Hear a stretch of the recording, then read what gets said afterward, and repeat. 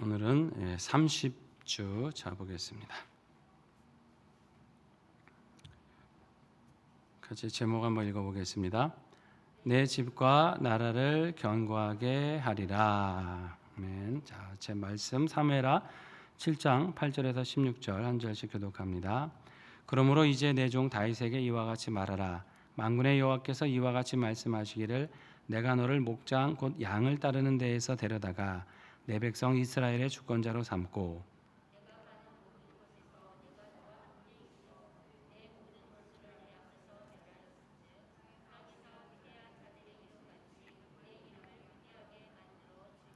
내가 또 내 백성 이스라엘 위하여 한 곳을 정하여 그를 심고 그를 거주하게 하고 다시 옮기지 못하게 하며 악한 종류로 전과 같이 그들을 해하지 못하게 하여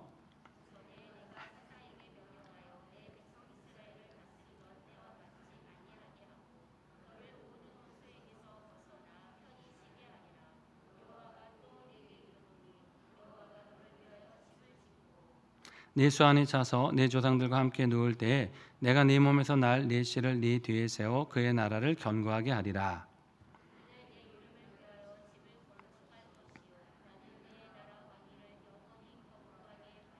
나는 그에게 아버지가 되고 그는 내게 아들이 되리니 그가 만일 죄를 범하면 내가 사람의 매와 인생의 채찍으로 징계하려니와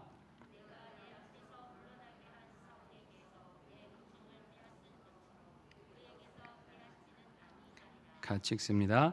내 집과 내 나라가 내 앞에서 영원히 보존되고 내 왕위가 영원히 견고하리라 하셨다 하라.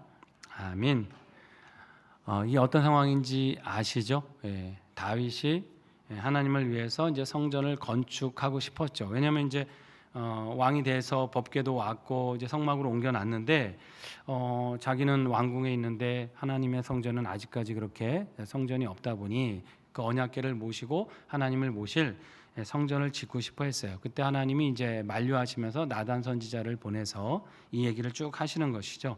그렇죠? 그러면서 하나님이 그 성전을 지으라, 성막을 지으라 이렇게 그런 것도 아니고 그리고 다윗은 성전 짓기에 지금 적합지 않다 하시면서 이제 그 아들에게 이제 결국 이제 솔로몬 아까 본 것처럼 솔로몬 때 성전을 짓게 하시는데 자 여기 보면 이제 하나님 뭐라고 하시냐면 다윗에게 8절에 내가 너를 양 따르는 데서 데려다가 이스라엘의 주권자로 삼았다. 여러분 다윗의 원래 직업이 뭔지 아시죠? 다윗의 직업이 뭐예요? 목동입니다. 목동 양치기. 양을 치던 사람이었어요.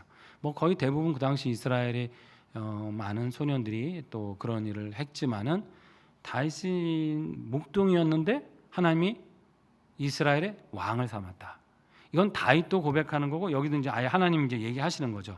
그러니까 뭐냐면 너의 존재, 너의 분수는 이거였다 이런 거죠. 일깨우시는 거죠. 너는 양치는 사람이었는데 내가 너를 양만 치는 사람이 아니라 이스라엘 온 백성을 다스리는 주권자로 삼았다. 그거 보면 여러분 양치기가 갑자기 왕이 됐다? 이게 뜬금없이 그런 거겠어요? 다윗은 양을 치더라도 어떻게 쳤을까요? 잘 쳤죠. 제대로 잘 쳤다는 거예요. 훌륭한 목동이었다는 거예요. 쉽게 말하면 예수님이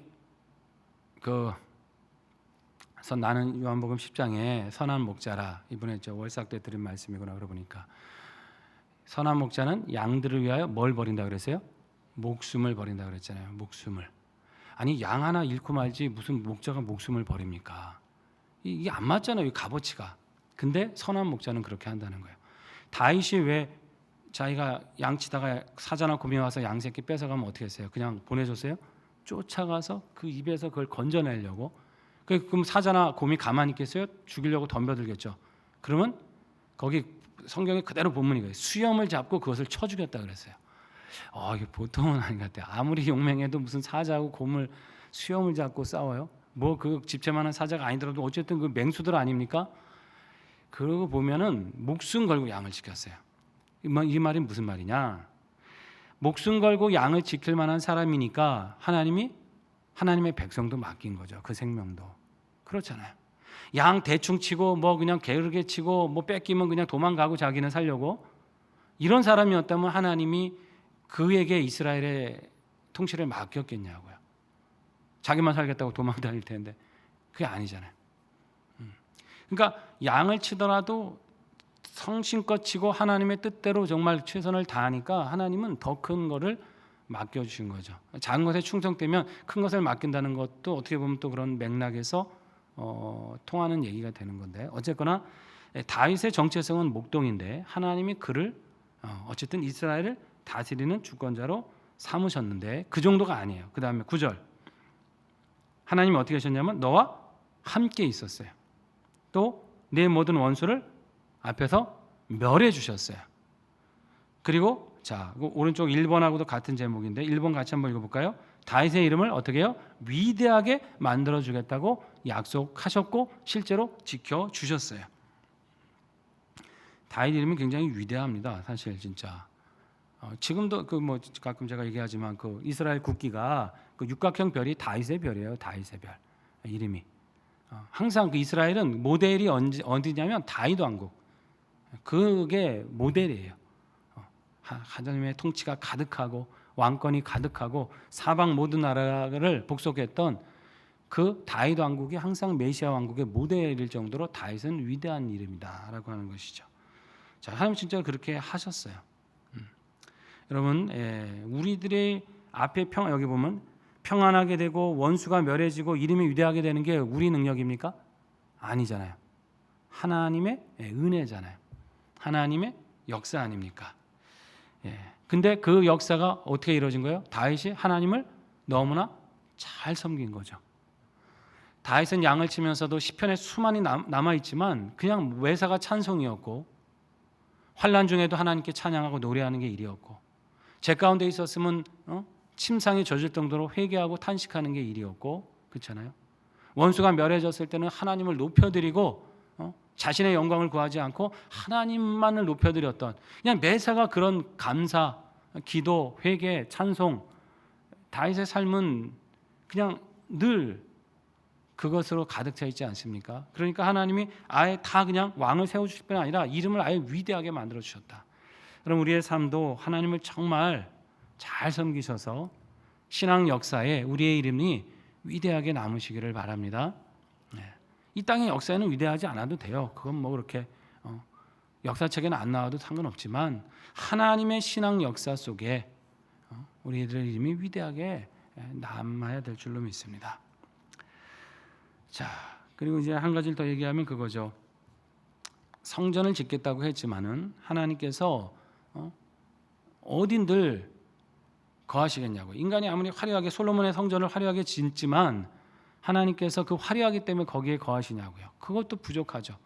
하나님의 영광에 비하면 아무것도 아니죠. 결국은 뭐냐면 하나님이 거하실 장소가 없어서 거하시는 게 못하는 게 아니에요. 하나님은 어디에 거하십니까? 거룩하게 하나님을 섬기는 그 사람의 마음에, 그 무리의 가운데, 거기에 임하시는 거잖아요. 그게 성전인 거잖아요. 그러니까 하나님이 우리 안에 거하시는 사람이 되도록 살아가는 것, 이것이 내가 성전이 되는 삶이다. 제 가운데 있을 때 하나님이 어떻게 우리 안에 거하시겠는가? 하나님을 떠나 있고 불순종하고 있는데 어떻게 하나님이 우리를 처소로 삼으시겠는가? 하나님 우리에게 임하실 수 있도록 우리가 정결한 삶을 살아가고 하나의 성전이 될 때 하나님의 임재가 우리 안에 이루어지게 된다. 하나님이 어떻게 보면 이스라엘에게 바라셨던 것은 이제 그것이죠.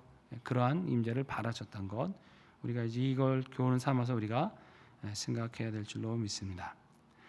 자, 그래서 이제 하나님이 이거는 그냥 축복을 일방적으로 주시는 거예요. 이제 10절부터 보면 그냥 아예 뭐 남들이 해하지 못하게 하겠고 원수에게도 벗어나게 하겠고 오히려 너를 위해 내가 집을 지어주겠고 그리고 너는 편안하게 누울 거고 네 몸에서 난 그 씨가 그 나라가 더 견고하게 될 것이고 그 왕위를 하나님께서 견고하게 해주겠다. 자기 자손 복 주겠다고 하는데 어떤 사람이 편안하게 눈 못 감겠어요. 다 자식이 걱정인데 네 자식 걱정하지 말아라. 그 왕위는 더 견고할 거다. 네 나라는 더 평안할 거다. 이러시면 얼마나 편안하게 눈을 감을 수 있을 거 아닙니까? 이런 축복이 어디 있어요? 항상 그 다음 일이 걱정이어서 잠을 못 자는 것인데 사람이 눈을 못 감는 것도 다음 때가 걱정이어서 눈을 잘 못 감는 건데 이 약속을 막 주신단 말이죠. 영원히. 자, 13절 보시면 그 나라 왕위를 어떻게 해요? 영원히 견고하게 하리라. 이 말이 중요합니다. 오른쪽에도 있죠. 다윗의 왕위를 어떻게 해요? 영원히 견고하게 하겠다. 만약에 그가 잘못하면 14절에 하나님이 채찍으로는 치실 거예요. 징계는 하셔요. 그러나 이 15절 굉장히 중요하죠. 사울에게서 내 은총을 뺏은 것처럼 그에게서 어떻게 해요? 빼앗지는 아니하리라. 자, 이게 이제 다른 거예요. 사울을 세웠던 하나님의 그 약속과 다윗을 세우셨던 이 약속이 좀 다른 점이 이거예요. 사울은 왕이 되었지만 버려졌어요. 그렇죠? 불순종했죠. 핑계댔죠. 하나님 뜻대로 안 했어요. 그리고 자꾸 핑계만 대. 뭐 백성이 그래서 그랬다는 둥. 자꾸 불순종할 거리만 찾아. 급하면 하나님 찾지 않고 점술가를 찾아가, 또 점치는 사람 찾아가. 자기가 조급해. 그러니까 사람들의 인기와 인정을 자꾸 받아야 되겠는데 조급해지니까 자기가 막 사무엘 오기도 전에 막 제사부터 드리고, 뭔가 보면 이게 하나님을 의지하는 자의 모습이 아니고 조급하게 자꾸 자기가 스스로 자기 왕권을 지키려고 하고, 다윗을 참지 못해갖고 질투해서 그냥 사위 삼아놓고 죽이려고나 하고, 굉장히 그 사울은 그래서 이제 버려졌어요. 근데 하나님이 다윗의 후손에게는 징계는 하겠지만 왕위를 빼앗지는 않겠다라고 말씀하십니다. 이게 굉장히 다른 거죠. 일방적인 거죠. 아니 어떻게 이런 축복을 주시냐? 자, 사울의 그 전례를 다윗이 잘 알고 있잖아요.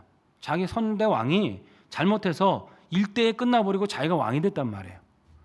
그랬을 때 다윗의 마음속에 야, 이거 이러다가 나나 내 후손들이 하나님 앞에 잘못했을 때 이것도 사울처럼 이렇게 되는 거 아니야? 분명히 이 마음이 왜 없겠냐고요. 바로 눈앞에서 봤는데 자기가. 근데 하나님은 그렇게 얘기하지 않은 거죠. 자, 16절 같이 읽어볼게요. 내 집과 내 나라가 내 앞에서 영원히 보존되고 내 왕위가 영원히 견고하리라 하셨다 하라. 영원히가 강조되죠. 왕위도 영원히, 그 집안도 영원히 보존되고. 왜 이렇게까지 하셨을까? 두 가지 의미가 있다고 봐요. 하나는 다윗이 그만큼 하나님 마음에 합한 사람이었다. 정말 다윗은 하나님 보실 때 매사에 하나님을 높여드렸고, 다윗이 왜 그 인구 조사 해가지고, 사실 그 이제 인구 조사가 왜 잘못이었냐면 하나님이 축복하셨으니까 하나님께 영광 돌리면 되는데 우리나라의 국력이 얼마쯤 된가 이렇게 한번 계산해 보고 싶었던 거거든요. 그 인구 조사를 하는 거예요. 야, 인구는 얼마나 늘었을까? 그럼 뭐 병사 군사들은 얼마나 될까? 이제 이걸 자꾸 하면 이제 뿌듯할 거 아닙니까? 내가 이 정도 이렇게 이뤘구나. 요 마음에 인구 조사했다가 하나님 앞에 이제 징계를 받아요. 그래갖고 받은 게 뭐냐면 이제 전염병이 도는 거잖아요. 근데 그때 다윗이 하나님께 기도할 때 참 그 기도가 기가 막힌 기도를 드립니다. 하나님께 이 죄를 사해달라고 하면서, 자기가 잘못했다고 하면서, 제가 하나님 앞에 잘못했는데 이 백성들을 뭐라고 부르냐면 이 양무리는 무슨 잘못입니까? 이 양무리는 고통당해야 될 이유가 없다. 이 죄는 제가 지은 거기 때문에 이 양들이 고통당할 이유는 없다. 그러니까 하나님이 용서해달라고 기도를 해요. 백성을 표현할 때 이 양무리, 자기가 목동으로 양을 쳐봤잖아요. 사자 입에 물려갔을 때 가서 수염을 잡고 싸울 정도로 처절하게 피 흘려가면서 구해왔잖아요. 백성도 그렇게 생각을 한 거죠. 이 양무리로. 훌륭한 마음이죠. 아마 하나님이 그걸 굉장히 그런 것들을 다 기뻐하셨을 거예요. 결코 내 주권이라고 내 능력이라고 생각 안 한 거죠. 하나님이 맡겨주신 이 양무리. 진짜 양떼를 돌볼 때나 백성을 돌볼 때나 항상 그 사장 싸울 때 기도 안 했겠어요? 그 다윗이 하나님 앞에 기도하면서 싸우지 않았겠어요? 뭐 자기 믿고 가겠어요? 모든 백성을 통치할 때도. 그러니까 다윗의 그런 어떤 신앙이 정말 하나님 마음에 합했던 그 신앙, 이걸 하나님이 기뻐하셨을 것이고, 자, 두 번째 이유는, 자, 결국 다윗을 통해서 누구를 이 땅에 보내시는 거예요? 그 후손을 통해서 예수 그리스도를 보내시기 위해서 이 약속을 다윗에게 주셨다는 거죠. 왜? 그 왕위가 영원히 되는 영원히 왕이 되는 왕권이 누굴 통해서 실현된 겁니까? 예수님을 통해서 실현된 거잖아요.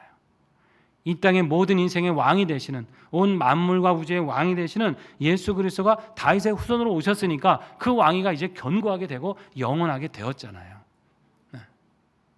그것을 결국 그 예언을 예수님을 통해 이루시기 위해서 다윗에게 주시는 은혜다. 그 예수님이 결국 영원한 성전이 되신 거 아닙니까? 그죠?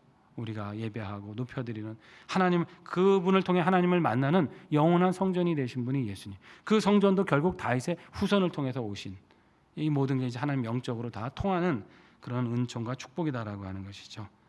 예, 결국 자, 여러분, 우리가 하나님 앞에, 하나님 우리를 어떻게 하실 거는 하나님의 소관이에요. 우리를 어떻게 높여주실지, 어떻게 위대하게 하실지, 어떻게 견고하게 하실지는 하나님의 소관인데, 자, 우리가 가져야 될 믿음은 뭐예요? 그러면 하나님을 사랑하고 견고히 순종하고 그 마음에 하나님 기뻐하시는, 그 마음에 합한 사람, 그 마음에 기뻐하시는 사람이 되어야 될 줄로 믿습니다. 이건 우리가 할 수 있는 부분이잖아요. 노력해야 되는 부분이잖아요. 이거는 우리를 어떻게 하실지는 하나님 영역이지만, 우리가 하나님 앞에는 이런 마음도 없으면서 뭐 축복을 바라고 이런 마음도 없으면서 뭐 우리가 그럴 수 있습니까? 먼저 뭘 해달라기 전에, 구하기 전에 내가 하나님 앞에 그 마음이 합한 자가 되면 구하지 않은 것도 주시는 분이 하나님이시다. 다윗이 언제 내 왕위가 견고하게 해달라고, 내 후손이 영원히 왕이 되게 해달라고 구했습니까? 아니에요. 다윗은 꿈에라도 그런 거 구하지 않았어요. 근데 하나님을 높여드리니까 그냥 하나님이 다 부어주시는 거다. 이것이 신앙이 하나님을 섬기는 바른 믿음의 자세다라고 하는 것입니다. 이번 학기 이제 마지막 상반기인데 그걸 잘 성도들하고 믿음의 식구들과 나눠가 주시기를 바랍니다. 원래 이제 이번 주 금요일이 원래 연합 예배 원래 예정대로라면 하는데 뭐 아직 식사하거나 할 수 있는 여건이 아니어서 이번 주로 그냥 구역 모임을 같이 이렇게 종강을 개별적으로 구역별로 해주시면 될 것 같아요. 그리고 방학 지내시고 또 8월 말에 이제 다시 개강하는 여건을 봐서 개강 예배로 모이든 해서 그렇게 해서 이제 하반기를 시작하면 될 것 같습니까? 혹시 뭐 마치 이번 학기 종강하는 것에 대해서 혹시 뭐 마음이 불편하시거나 불만이 뭐 이거 아닌데 하시는 뭐 얘기해 주시고요.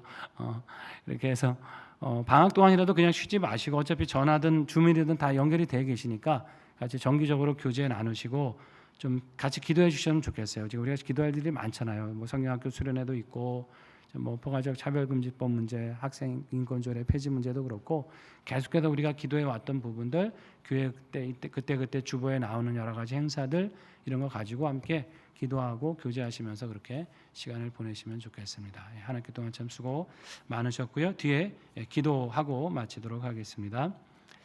언약의 하나님, 악하고 패역한 시대에 하나님을 굳게 신뢰하고 하나님의 말씀만 붙잡고 살아가게 하소서.